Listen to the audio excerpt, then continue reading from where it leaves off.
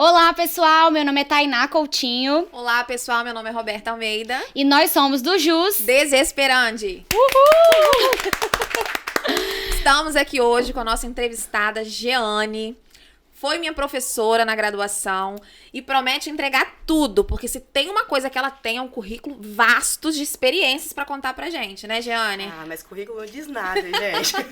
Mas antes da gente passar a palavra pra ela, que tem muita coisa, muita história pra contar. Inclusive, a gente vai perguntar um pouquinho da vida da Roberta, sim, como é que ela foi estudante, entendeu? Tem que ser aquela pessoa que marcou a professora, né? Vamos ver. A gente tem uma lembrancinha pra te entregar. De um dos nossos patrocinadores, espero que você goste. Bela Estampa, sempre nos ajudando aqui, nos patrocinando.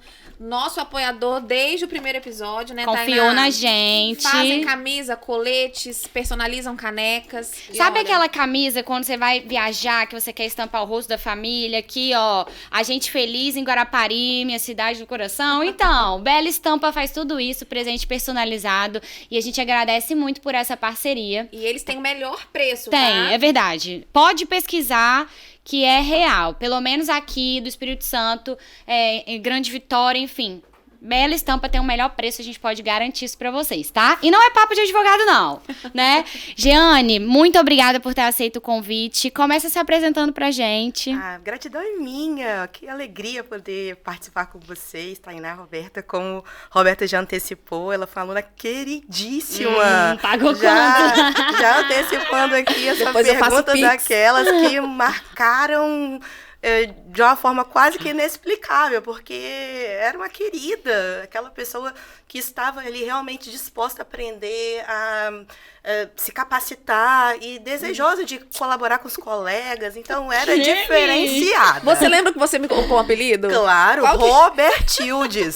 Porque Robert Hildes era a pessoa que estava ali abraçando os colegas, militando pelos colegas, fazendo a diferença na instituição. Uma liderança nata. Mas conta um pouquinho de isso. você, assim, da sua profissão. Quanto tempo você tem de profissão? Pois é, eu sou cringe, né, gente? Então vamos respeitar esse momento. Falando pra jovem advocacia, uma pessoa que já tá quase chegando nos 40 com muito orgulho. Então, eu me formei em 2006. Então, esse ano eu completo 17 anos de exercício das atividades jurídicas. Na verdade, eu não iniciei na advocacia de imediato por conta de duas opções bastante fora do normal que eu fiz. Acho que a gente vai contar sobre isso daqui a pouquinho. Mas eu iniciei na advocacia em 2010. Já é 12 anos, bom já. tempo, 13, mas, né?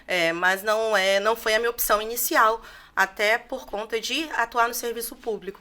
A realidade que eu vivenciava, porque eu sou egressa da UFES, eu me formei na UFES, e lá eu iniciei atuando na monitoria do núcleo de prática jurídica. Isso que vocês odeiam, né, na graduação, e odiavam quando estavam vivenciando isso logo no momento posterior, né, da colação de grau, porque muitos ainda continuam, né, exercendo aquela atividade. Algumas instituições têm isso, de acolher o egresso. Legal. Mas a minha opção foi ingressar pela vida pública. É algo que eu gostaria de falar para vocês, né? Vai ter a oportunidade de falar. É uma opção válida? Concurso público efetivamente é, né, o sonho de consumo, deve ser esse desejo que é de 99,9% do acadêmico de direito quando ingressa. Vale a pena? Faz alguma diferença imediata na carreira, estar na vida pública, atuar nesses ambientes? E aí a gente vai falar um pouquinho sobre isso. Você é professora dos primeiros períodos? Eu sou professora de todos os períodos, né? Eu sou mestre em processo civil. E processo civil normalmente começa a ser ministrado pelo 4º período. Mas eu dou aula de introdução ao estudo do direito, né? Eu dou aula de internacional, que em algumas instituições acabam migrando para um ambiente virtual ou para um momento mais final de curso. Então, eu não tenho muito dessa coisa de para qual período você ministra. Eu só perguntei isso porque eu quero que você conte pra gente se você, quando o aluno chega lá no primeiro período, você faz aquela pergunta: o que você quer fazer quando você formar? Você faz essa pergunta? Eu não faço porque me fizeram e eu passei vergonha. Então, conta pra gente qual foi sua resposta. A minha resposta foi: eu quero dar aula. Olha. E a professora disse: você não está no curso de pedagogia. Uau. E o meu desejo era esmurrar, né, no primeiro momento, Ô, minha filha, o que você tá fazendo? Qual é a realidade do primeiro período? Eu quero prestar concurso, eu quero ser delegado federal, eu quero ser juiz, eu quero ser promotor. 1% advogado, né? 1% quando muito é advogado. Eu não conheço ninguém que tenha dito seguir pela docência jurídica ou seguir pela docência dar aula de direito. Mas ninguém está lá sem um professor, né? Sim, e a grande ausência de compreensão é verificar, entender que não há possibilidade de você ser um bom profissional se você não tiver um professor que esteja ali segurando na sua mão, te motivando a fazer aquilo. E já desde o ensino médio, eu tive experiências tão ruins com professores, e como eu já dava aula de inglês, eu achei que era muito fácil unir o útil ao agradável, né? Eu gosto de direito, eu gosto de dar aula, então vamos unir as duas coisas. E nesse primeiro contato, quando essa professora falou, pô, você tá no curso errado, vai pra pedagogia, o que você tá fazendo aqui? Isso né, desculpe o termo, gente, é desanimador, sim, né? Eu diria até broxante. Muito triste, né? Sim, exatamente. A primeira aula, o primeiro contato que você tem com o curso. O professor fala, não faz isso da sua vida, né? Você fica realmente desanimado. É quase clássica a percepção de que você tá fazendo a coisa errada. Mas você desistiu? Claro que não. Na verdade, eu mudei o curso. Eu entendi que eu precisava, então, como é a realidade de qualquer professor, infelizmente, né, o magistério ainda é muito mal remunerado, então nós precisamos ter uma renda efetiva e utilizar a docência como uma complementação. Então, por amor mesmo, por né? Amor. Essa coisa do por amor é outra... Eu entendo, eu tenho um marido professor, então eu sei muito bem, assim, eu acho que pra você dar aula hoje, pelo menos aqui no nosso estado, né, eu conheço essa realidade, você realmente tem que gostar, porque ou você faz isso com o objetivo de ganhar visibilidade, enfim, de, né, conquistar clientes, ou você faz isso porque você gosta, porque você é bem remunerado, não existe. Infelizmente, porque foi o que você falou, pra gente ser um bom profissional, a gente precisa de um bom professor. Então eu acho que, assim, professor deveria ser o cargo mais bem remunerado bem que existe. Né? Não importa do que seja, né? Professor de direito, ou professor de ensino fundamental, ou professor de ensino médio. Realmente, no nosso país, a gente não tem a educação muito valorizada. Tem né? até aquela lenda, não sei se é verdade, né? Que no Japão, não existe nenhuma profissão, nenhuma pessoa a quem o imperador lhe deva reverência, salvo os professores. E a realidade que nós temos no Brasil é justamente o inverso, né? O professor é a classe mais desmerecida, mais desrespeitada, aquela que no próprio ambiente jurídico é muito difícil você ter alunos que acolham, que recebam, que tenham o professor como alguém que seja próximo, que possa ter afinidade com quem você possa realmente ter trocas. E acho que o meu diferencial durante todos esses anos, porque, continuando a história, né? Quando eu não desanimei, antes pelo contrário, eu entendi que eu precisava ter esse plano B, que se tornou o plano A. E como a grande maioria, eu falei, eu preciso prestar concurso público, eu preciso enveredar por esse universo, porque aí eu realizaria, né, o magistério realizaria a docência como uma conta dos dois, né? Daria conta dos dois. E aí, como o meu desejo de dar aula demandava eu ter um contato direto com os professores, eu já iniciei a atividade de monitoria na UFS. Eu me tornei monitora dos professores.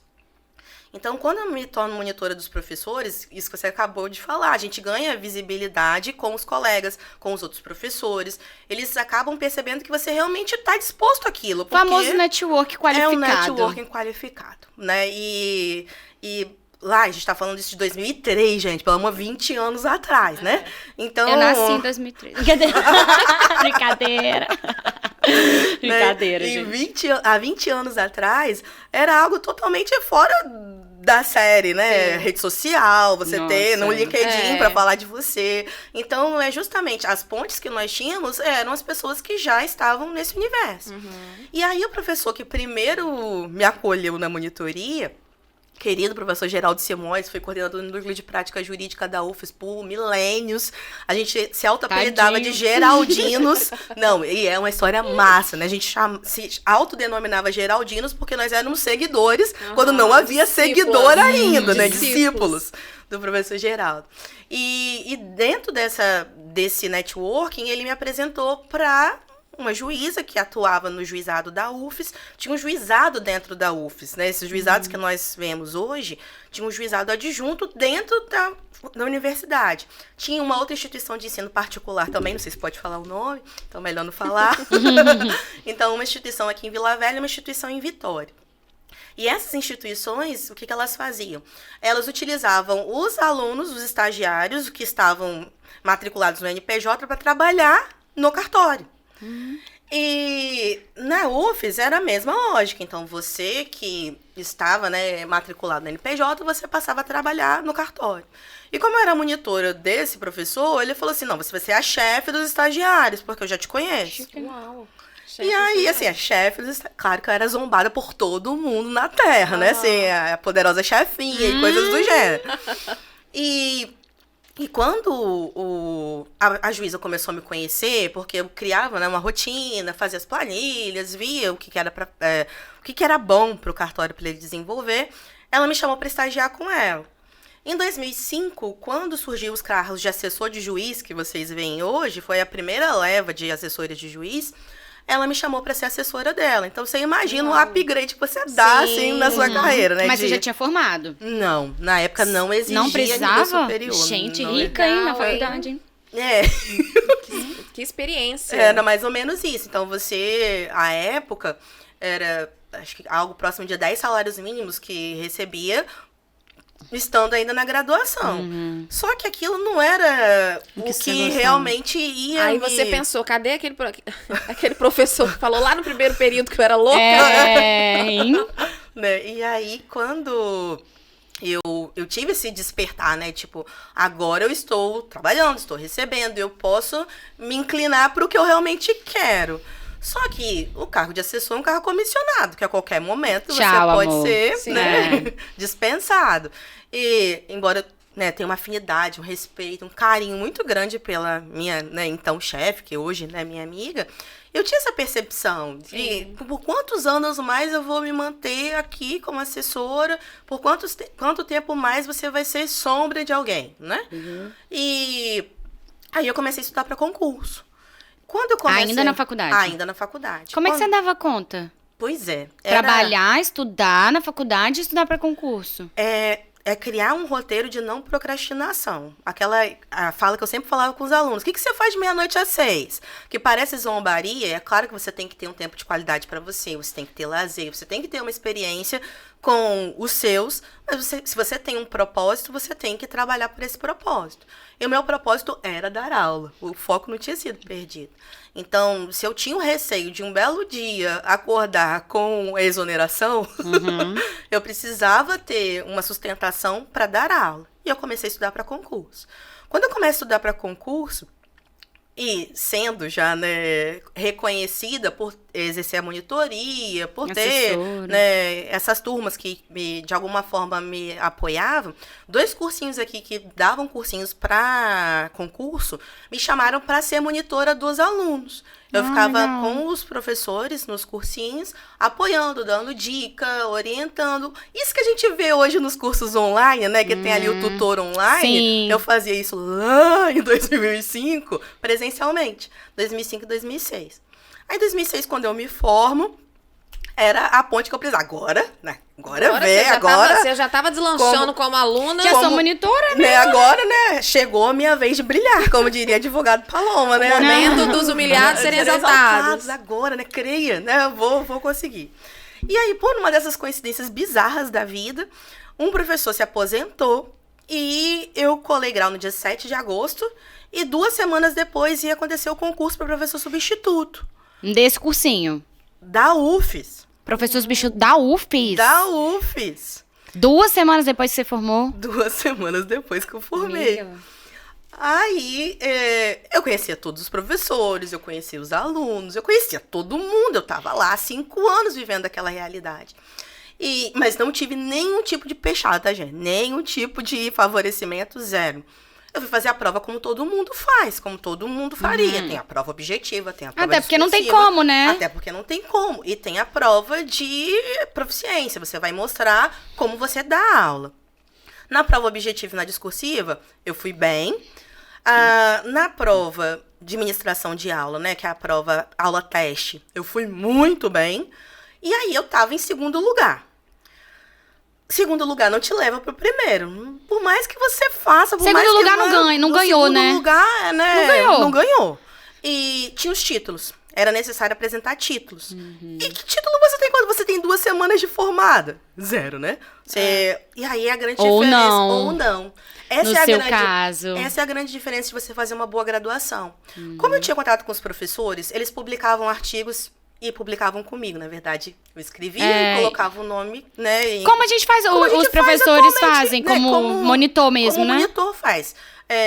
Programa de iniciação científica, que você pode se capacitar. E é uma boa dica pra quem leva a faculdade nas coxas, né? Eu só preciso de nota porque eu quero passar. Não, né? Porque pro programa de iniciação científica você tem bolsa, você pode viajar para qualquer lugar do país para apresentar o seu artigo e você ganha ponto em concursos públicos e, se você quiser ministrar a aula, sua pontuação vai lá em cima. Que legal. Então, eu tinha, né, já essas publicações com os meus professores e eu tinha também a monitoria.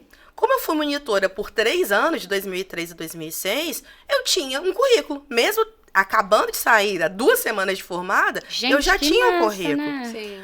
E já estava, né, em atuação como assessora, então já tinha uma atividade jurídica comprovada pelo tribunal, então isso foi galgando pontuação. Só que é óbvio, gente, né? Não é. Tem sempre, né, uma pedrinha ali no sapato. E é o normal. Você não vai concorrer sozinho. Tem pessoas com uma titulação maior do que a sua. E tinha doutores, mestres concorrendo comigo. E eu sabia disso, que ia ser muito difícil. E mesmo com toda essa qualificação, eu continuei em segundo lugar. Só que o primeiro colocado desistiu. Nossa, quando tem que ser, não adianta. Ele passou para efetivo numa universidade na Bahia. E ele desistiu. Então, a segunda colocada foi chamada. No caso, eu. Imagina ser professor. Eu tô até um pouquinho arrepiada, sendo sincera. Ser professor de faculdade federal com 2 semanas de formado. Qual a sensação? Amiga. É desesperador. É justamente quando você tá vivendo o processo, você tá super empolgada, achando, nossa, né, o sonho realizado. Mas quando porque se concretiza... Porque é muita responsabilidade. Quando se concretiza, eu acabei de falar, eu conhecia todo mundo. Eu estava dando aula pros meus amigos. Eu passei a ministrar para o pessoal que saía comigo pra calorada, pro rolê. Caramba. Tá parecendo meu marido. Meu marido de todos os churrascos de turma, ele tá lá. Então, você imagina, você não tem como exigir respeito, você se impor, como na minha cabeça era uma relação professor-aluno, né? Pedestal, o cara lá em cima, e mostrando sempre que você tem conhecimento, que você tem domínio. E foi justamente isso que marcou a minha formação na docência. Porque eu entendi que eu não precisava ser como eles. Uma pessoa que... Me colocar inacessível, sabe? Eu podia ser parceira. Que legal. Eu poderia continuar... E deu certo? Deu super certo. Claro, sempre tem, né... Quem passa dos limites, dos limites. Mas aí você dá uma... Aí você dá aquela cutucada. Tanto que a Roberta hoje falou que você, assim... Super amiga, super acessível, né? Super, super. Diane... Mas quando eu dei aula pra Roberta, já tinham passado 9 anos desse primeiro momento. Mas então você seguiu nessa mesma linha de raciocínio. Vou ser amiga dos meus alunos, vou cuidar deles, vou estar acessível. Isso, a minha identidade era essa, né? Continua sendo, Continua sendo. Eu acho que não... Desde 2009, que foi um divisor de águas pra mim... Porque um aluno dessa época, que eu ministrava lá a teoria geral do processo, gente, quando ele... RGP, o Senhor amado. Quando ele acabou a graduação, ele falou, olha, você é super esforçada, você é super amiga, você tem tudo para dar certo, mas eu acho que você precisa ter uma identidade maior com o aluno. Como assim, identidade? Aí eu falei assim, como assim identidade maior com o aluno? O que ele quer, né? O que ele tá tentando me transmitir que eu não tô captando? Eu falei, me explica, que eu não entendi. Não, tudo bem você ser colega, tudo bem você ser amiga, mas você não tem experiência.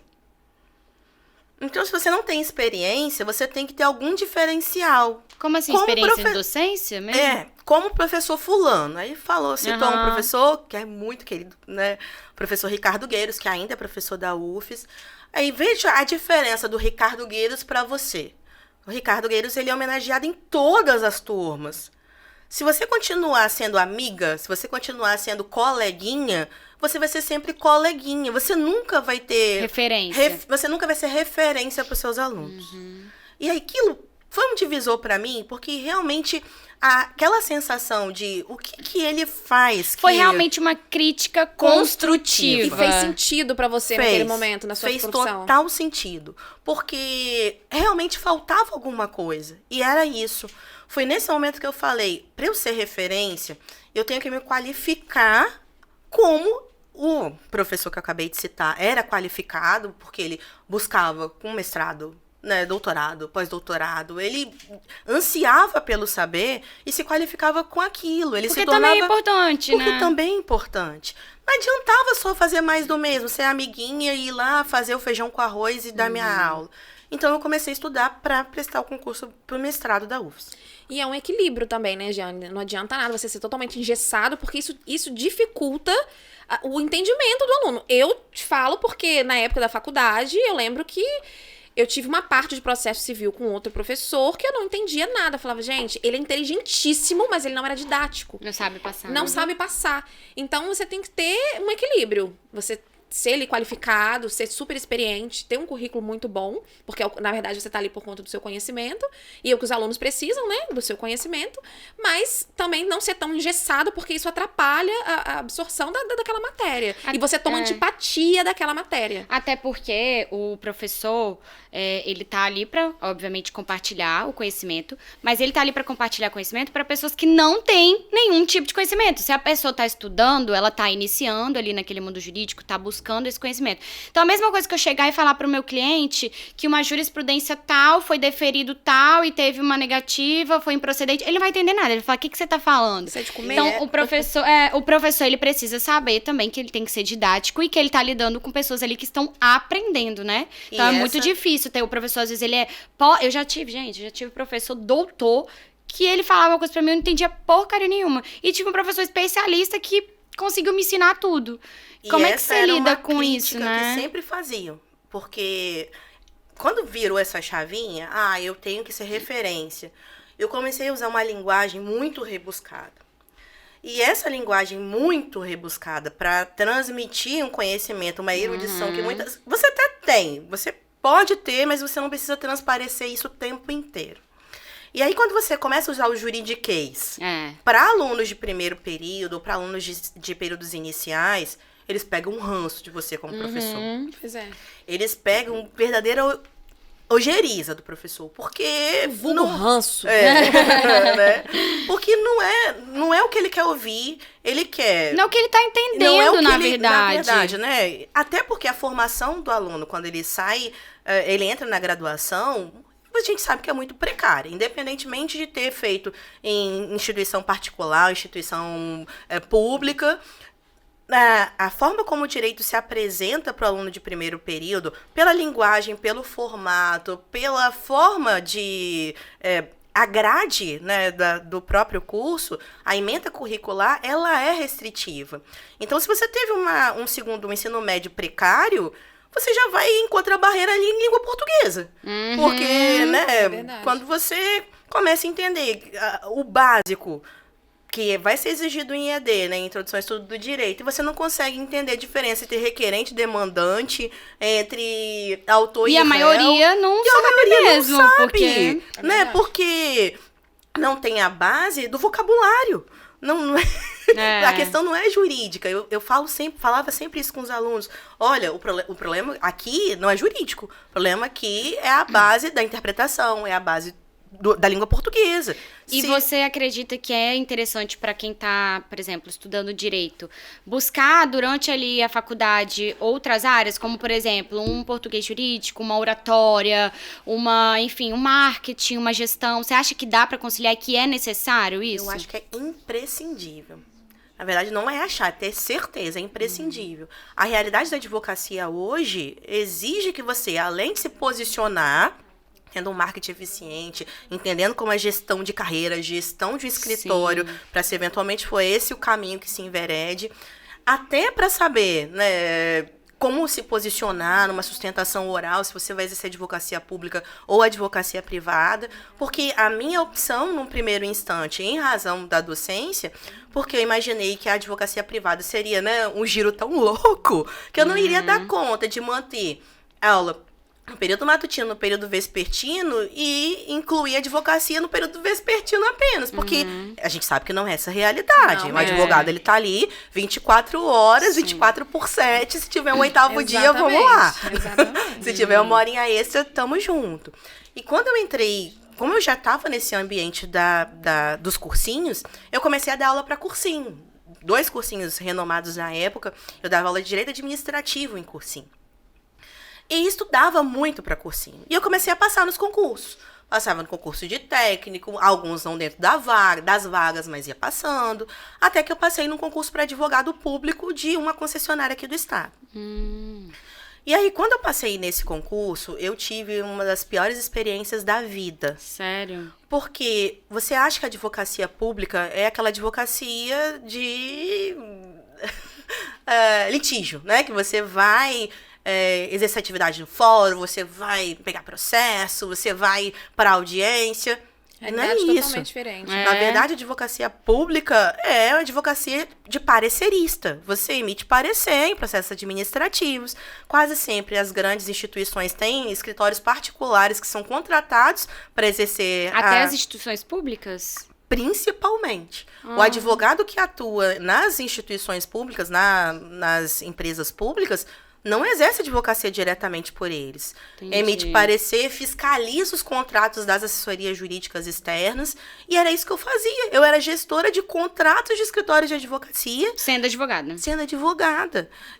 Emitia pareceres de licitação, de processos licitatórios, se tinha regularidade ou não, depois de passar por 80 pessoas dizendo que estava tudo certo. Aí você achava um erro, né? Tipo, olha, não dá, né? Então, volta. E aí você não gostou dessa parte? Odiei, porque eu sou muito acelerada, como vocês devem ter percebido. Você queria aquela correria do fórum, eu queria audiência. Correria, né? A advocacia real mesmo, né? Particular, vamos falar assim. Eu queria advocacia, eu queria viver. Eu imaginei que eu estava lá por isso. E imagine você bater ponta às 8 da manhã, terminar a sua atividade às 11 horas da manhã e ter de permanecer lá até às 5 horas. Só porque você tem que bater o ponto, simplesmente porque você tem que bater o ponto às 17 horas. É isso que eu não consigo em concurso público, sabe? Concurso público, pra mim, eu entrei na faculdade querendo concurso. Mas hoje eu não consigo me imaginar fazendo a mesma coisa todos os dias e tendo que cumprir um horário que às vezes... não tem rendimento. Eu, inclusive, tava conversando com um colega esses dias e ele falou assim, eu sou super adepto à semana de 4 dias úteis. Aí eu falei, olha, quer saber? Eu tô também, eu acho que eu tô ficando adepta essa semana. Ah, Tainá, mas você é autônoma, tem que trabalhar, mas sim, eu trabalho muito. Só que eu acho que se eu for produtiva o suficiente em 4 dias, porque no quinto eu não posso ir para a praia e dormir e viajar e fazer o que eu quiser, se eu sou autônoma. Então eu nasci para ser autônoma, eu acho. Eu acho, não tenho certeza. Tenho dúvidas. Essa liberdade que se tem, né, que eu tinha, que eu já vivenciava na docência, porque você cria seu horário, a vida do professor é angustiante, é cansativa, mas você tem que estar na instituição naqueles horários, você tem o resto do dia livre, né, para preparar a aula, para fazer suas atividades, para ter uma vida além do direito, porque é importante isso, né, gente? Ter vida além do direito.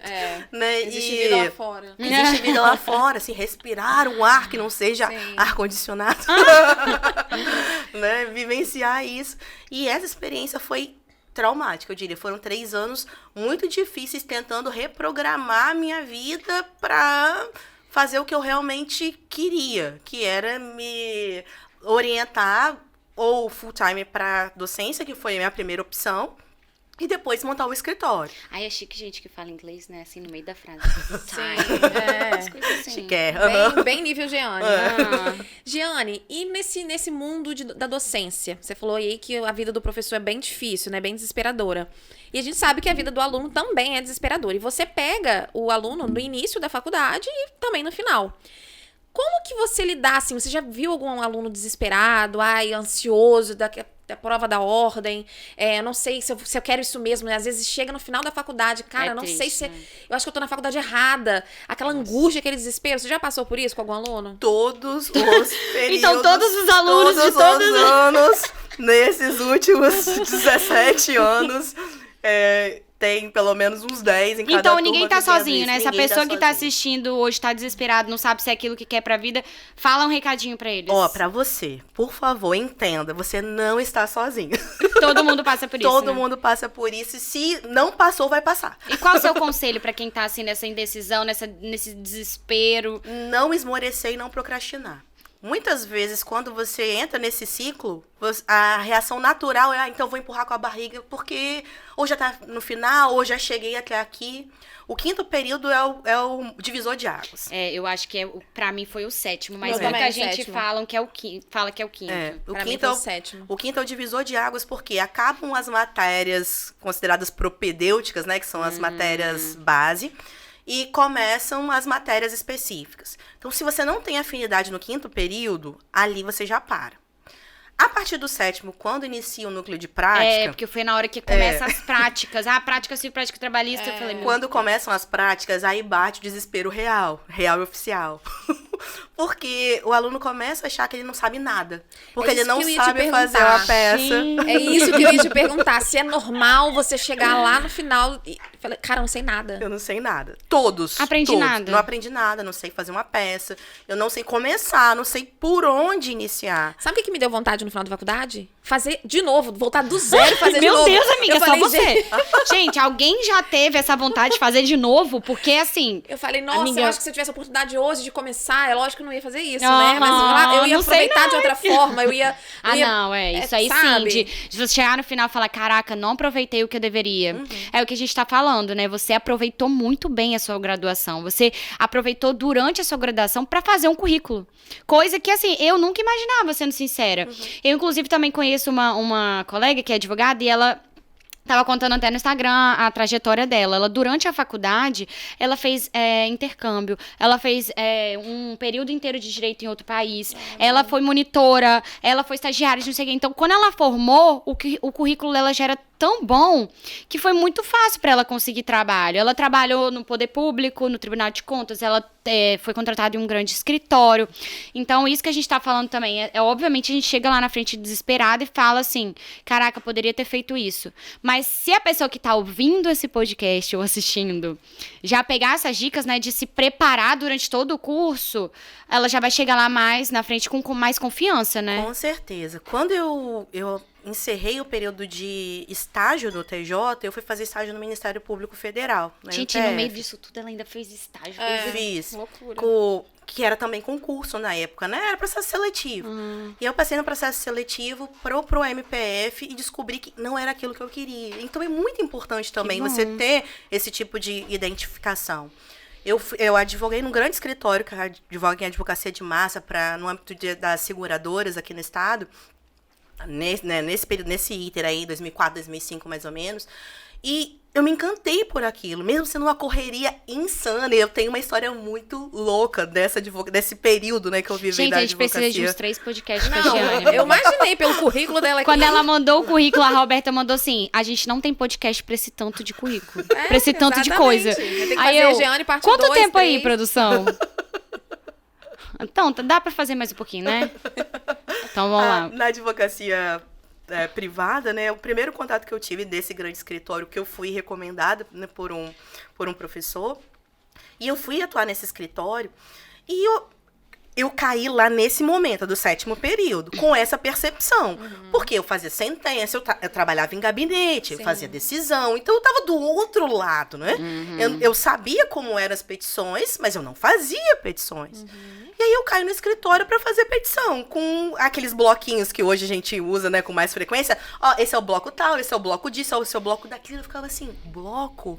Bloco do quê, gente? Eu jogo isso aonde? Aí tem o atalho tal, que puxa o bloco, você puxa na época, né, era o que jurídico que usava, né, um aplicativo. Você puxa do que jurídico, vem o bloco, e eu falava, o que esse homem tá falando, Jesus?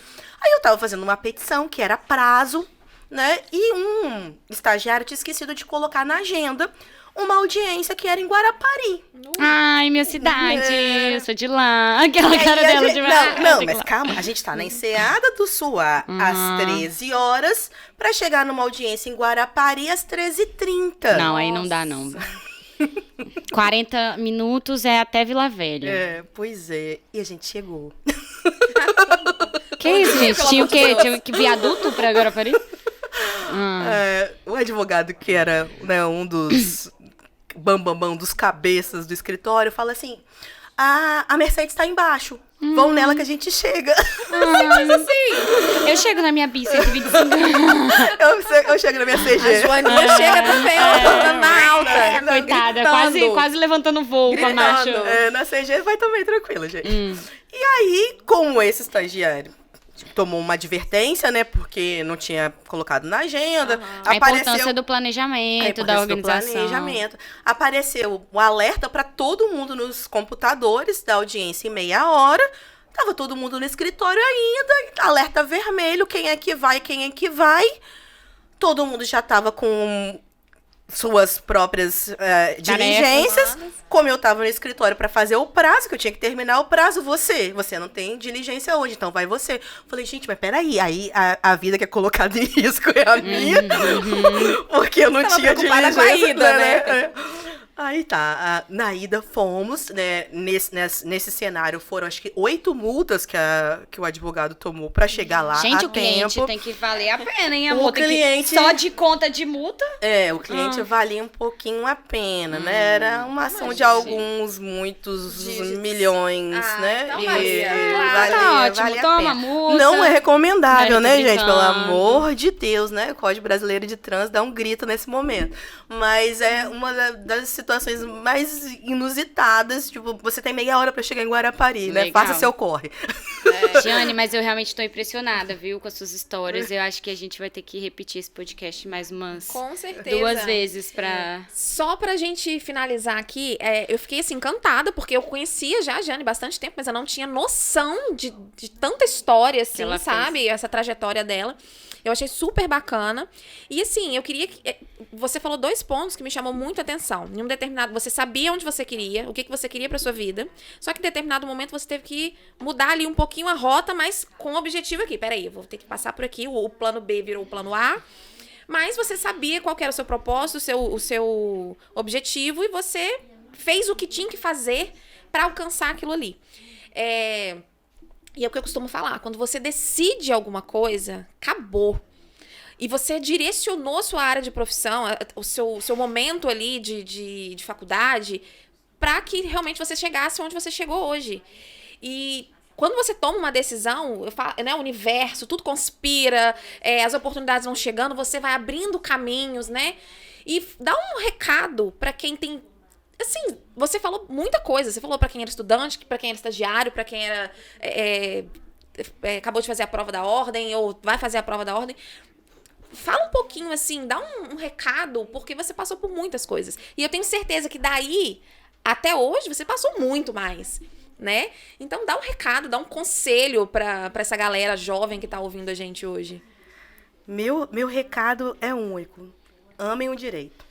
Quem ama o direito e vive o que o direito transmite, vai alcançar o seu caminho, vai atingir o seu propósito. É possível que você passe por vias muito tortuosas para alcançar o seu objetivo, mas se ele realmente é algo que está entranhado no seu coração, se é o porquê de você ter... desejado lá atrás ingressar no curso, seja no âmbito público, no âmbito privado, na advocacia, na docência, haja para que essa sua proposta de vida, para que esse projeto se realize. Eu sempre digo que quando nós temos sonhos, esses sonhos eles esvaecem. De alguma forma, a gente deixa eles se perderem. Não vivam de sonhos. Concretizem projetos. Quando você tem um projeto para ser realizado, não há nenhum obstáculo que vá impedir que esse projeto ele se firme. Se tiver obstáculo, você passa também por cima você transpõe esse obstáculo porque continua. Você tem um propósito maior. E é essa a identificação que eu tenho hoje. Além da advocacia, hoje eu atuo em outra área, que foi uma escolha de vida que eu fiz. E tanto uma quanto a outra me trazem muito prazer. Que bom. E quando você percebe que faz algo que faz a diferença na vida das pessoas, todas as suas eventuais senãos que vão aparecendo no caminho, você vai transpondo. E transpor com alegria. Porque às vezes você fica assim, meu Deus, será que eu vou conseguir? É um peso, eu fiz a escolha certa. Todo mundo passa por isso, de ter essa dúvida, né? Todo mundo passa por isso. Só tem que continuar. Mais natural do mundo. Só continue. Porque muitas vezes você é o espelho de alguém, você é a referência para alguém. O seu esmorecer vai abater uma outra pessoa. Viu, então, amiga? se você esmorecer vai me bater. Então, se você se coloca nessa posição, que não é uma posição de protagonismo pelo protagonismo, é você viver a sua vida com excelência que possa transmitir algo de grandioso para a vida, para o mundo, para você mesmo, sabe? Final da vida, você falando pros seus netos, eu fiz isso. Nossa, eu fiz você vai ter história pra contar, hein? Nossa senhora. Né? Seus netos vão... Você falando isso, eu penso exatamente assim. Eu não quero ser só mais uma advogada. Cara, a gente inventou um podcast aqui em sã consciência, com um monte de prazo no escritório, um monte de... Sabe? Cria um podcast. Mas eu penso o seguinte, cara, eu olho pra trás... eu olho pra trás e penso assim, cara, eu quero olhar pra trás e falar assim, pô, Roberto, você é foda. Eu tenho eu tenho muito orgulho da minha trajetória. Então, tenho certeza que vocês também. Então, quando a gente olha pra estrada, pra rota que precisou mudar, pro desafio que precisou enfrentar, cara, isso é maravilhoso quando você olha pra trás e fala, cara, eu sou foda. Você tem essa sensação de quando você olha lá pra trás e fala, caraca... Tem? Eu tenho. Roberta é maravilhosa, né? Beijo no ombro das meninas.